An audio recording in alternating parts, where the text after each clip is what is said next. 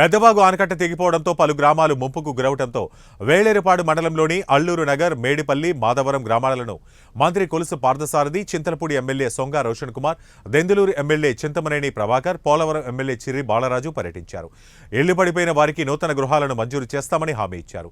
తెగిపోయిన రోడ్లను వెంటనే మరమ్మతులు చేయించి ప్రజలకు అసౌకర్యం లేకుండా చూస్తామని చెప్పారు. శానిటేషన్, వైద్య సేవలు అందుబాటులో ఉంచాలని జేసీ లావణ్యవేణి అధికారులను ఆదేశించారు.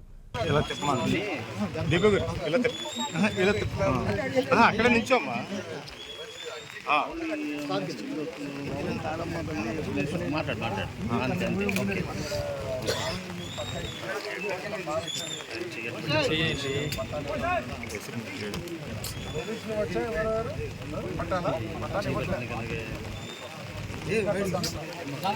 ప్రెసిడెంట్ గారు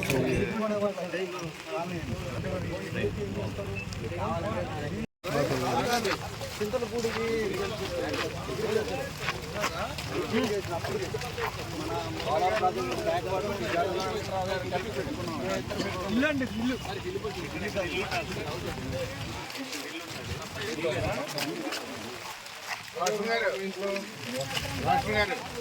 ఇది మన ప్రాజెక్ట్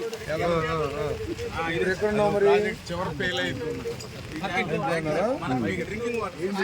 ఇల్లు మొత్తం వెళ్ళిపోయింది. రాష్ట్రం వెళ్ళిపోయింది.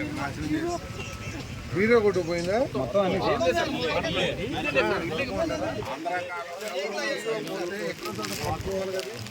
దొరకదండి.